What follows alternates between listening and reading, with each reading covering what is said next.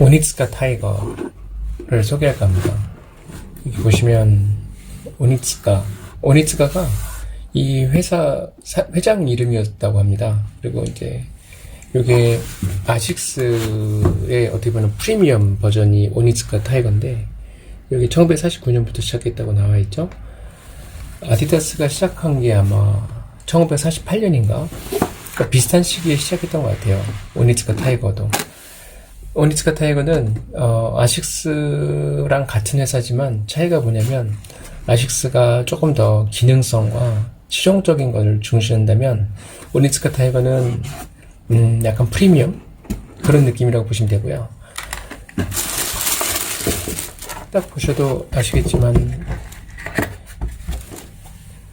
네, 저는 솔직히 이게 아식스인지 몰랐습니다. 저는 오니츠카 타이거하고 아식스하고 별개인 줄 알았어요. 그래서 제가 아식스에 갔을 때 이 오니츠카 타이거를 신고 있는 걸 보고 아식스 직원이 갑자기 감사합니다 막 그러길래, 그래서 왜 감사하냐고 했더니 자기네 회사 거 신어줘서 감사하다고 그렇게 얘기를 하더라고요. 그래서 에이 그랬거든요. 저는 이게 아식스 그건지도 모르고 있었고, 제가 약간 좀 이렇게 자세히 안 보는 스타일이라서 이런 것들을, 근데 그렇더라고요. 그래서 여기 보시면 이제 오니츠카 타이거라고 되어 있죠. 여기 여러분 오니츠카 타이거가 별거 아닌 것 같아도 이 안에 보시면은 일본제라고 써 있죠, 그렇죠? 일본제라고 써 있는 게 이게 니폰 메이드라고 해가지고, 나중에 오니츠카 타이거도 시부야에 있는 그 샵에 가서 직접 찍었으면 좋겠다는 생각을 하고 있는데요. 거기 가보시면은 이제 인도네시아산이 있고 벽면에, 그 다음에 베트남산이 있고, 그 다음에 메이드 인 재팬이 있고, 그 다음에 니폰 메이드가 있어요. 거기서 니폰 메이드가 가장 좋은 겁니다. 여기 써있기는 메이드 인 재팬이라고 써있지만 니폰 메이드라고 돼 있는 게 있어요. 그게 사실 이제 제일 좋은 거고, 이제 자기들 간에는 이제 그 안에서도 제일 프리미엄인 거예요. 왜냐면 베트남에서 제작한 거랑 인도네시아에서 제작한 거는 일본에서 제작한 것만큼의 그런 프리미엄이 아니다라고 자기들 스스로가 얘기를 하더라고요. 그래서 이제 안내할 때도 고객들이 좀 저렴한 걸 찾는다 그러면 이제 오니츠카 타이거라는 그 신발을 신어보고 싶은데 비싸다 그러면 좀 저렴한 게 있어야 될 거 아니에요. 그래서 신는 게 이제 인도네시아산이나 베트남산이고, 인도네시아산보다 베트남산이 더 좋다고들 해요. 또 자기들 얘기로는. 근데 비교하자면 그래서 좀 더 가격이 좀 더 비싼 거 싶은데 둘 다 비쌉니다. 그리고 그 샵의 2층에 가면 이제 요 니폰 메이드가 팔아요. 근데 니폰 메이드 이게 언뜻 보면은 그냥 평범한 아식스 신발과 뭐가 다를까라고 생각하실 수 있는데, 요 오니츠카 타이거 신발을 보고 그때 제가 이제 다른 영상에서 말씀드렸지만 필 나이트가 나이키 창시한 사람이잖아요, 창업자. 그 사람이 요 신발을 보고, 그러니까 요 버전은 아니지만요, 요 오니츠카 타이거를 보고 너무 반해서 일본에 와서, 그 품질은 좋은데 가격도 괜찮고 그렇게 생각했던 것 같아요, 그 사람은. 그래서 요거를 이제 미국에 갖고 가서 막 팔기 시작한 거예요, 이 오니츠카 타이거를. 오니츠카 타이거를 필라이트가 팔기 시작하고 나서 한 거의 7, 8년을 팔았죠, 미국에서. 이제 팔다가 사이가 이제 멀어지고, 또 필라이트가 원하는 어떤 방향이 생겼을 거 아니에요, 사업을 하다 보니까. 근데 그게 오니츠카 타이거로부터 신발을 받아서 파는 정도의 역할을 하다 보니 영향력에 있어서는 한계가 있었을 것이고, 그냥 따라가는 것밖에 없었겠죠. 그래서 그때 이제 필 나이트가 오니츠카 타이거와 관계를 끊고 이제 자기만의 사업을 시작한 게 이제 그때 나이키였고요. 그 나이키를 하기 전에는 여기 제가 봤을 때는 원래 여러분 나이키 원래 전 회사 이름이 블루 리본스 컴퍼니거든요. 그래서 블루 리본스가 제 생각에는 요거를 생각한 것 같아요. 그래서 그때는 이제 요거를 갖다 팔 때는 회사 이름이 블루 리본스 컴퍼니였고, 나중에 이제 여기서 이제 독립해서 자기만의 스타일로 갔을 때가 이제 나이키로 바꾼 거죠. 여기 보시면 쿠션이 상당히 두껍죠. 제가 일부러 쿠션이 두꺼운 걸 산 거고요. 원래 쿠션이 좀 얇아요. 여기 보시면 이렇게 하나, 둘, 세 개 있는 것처럼 보이지만 이건 색깔일 뿐이고요. 근데 실제로 멕시코 66 이런 게 유명한데 옛날에요. 그때는 요 딱 하나만 있었다고 생각하시면 돼요. 되게 얇은 거 하나. 나이키 그 필라이트가 한 게 뭐냐면, 이 신발이 쿠션이 좀 있어야 달리기 할 때도 좀 이렇게 퉁퉁 튀고 이런 느낌이잖아요. 그리고 발도 보호가 되고.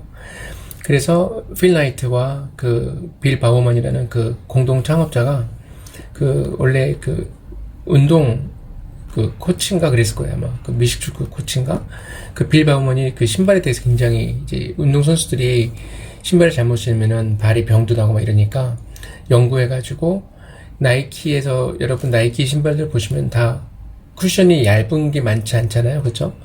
나이키 에어포스 1도 되게 두껍고 에어맥스 두껍고 제가 다른 데서 보여드렸던 그 알파 플라이도 되게 두껍고 그게 제 생각에는 가장 큰 차이였던 것 같아요. 근데 아식스도 지금은 이제 두껍게 만들고 있긴 한데 오니츠카 타이거는 지금도 이렇게 두꺼운 것도 있지만 제가 나중에 또 보여드리겠지만 굉장히 얇은 것도 있습니다. 굉장히 얇은 거는 근데 얇아도 이제 발이 아프진 않은데 근데 그걸 신고 달리기는 좀 그렇죠. 저는 멕시코 66도 보면은 되게 얇아요. 여기가 요거 하나밖에 없다고 있잖아요. 그거 신고 달리기들을 했다는 게 정말 근데 원래 단거리 주자분들한테는 그렇게 얇고 뭐 그런 게 좋을 수도 있을지는 모르겠어요. 근데 아무래도 장거리 뛰는 사람들한테는 그렇게 얇은 신발이 좋은 것 같지는 않거든요. 발에 그 무릎이나 이런 데 충격이 그대로 다 오기 때문에.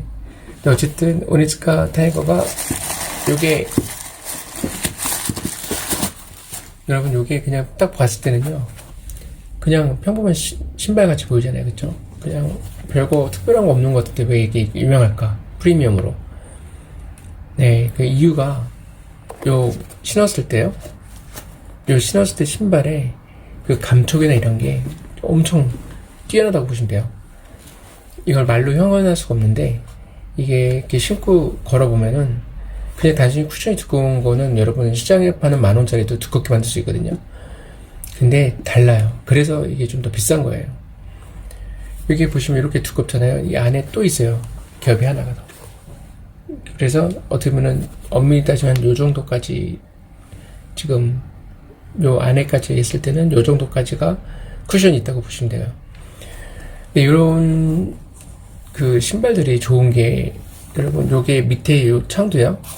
요 문이 이렇게 가 있는 거 있잖아요. 이게 단순히 디자인이 아닌 건 다 아실 거고 여기가 이제 빨리 닳아서 여기 이렇게 패여 있잖아요. 여기가 이제 다 닳아서 완전히 여기가 막 매끌매끌해질 정도로 단다. 그럼 아시다시피 솔직히 여기가 튼튼하고 다른 데 다 좋아도 일단 바닥이 다 미끄러질 정도로까지 벗겨지고 나면 사실은 못 신죠. 특히 비 올 때는. 그러니까 그럴 때 요 신발들이 이렇게 두꺼운 거는 충격 없을 때는 두꺼운 거고 사실상 제가 경험했을 때는 요 톱니같이 있는 거 있잖아요.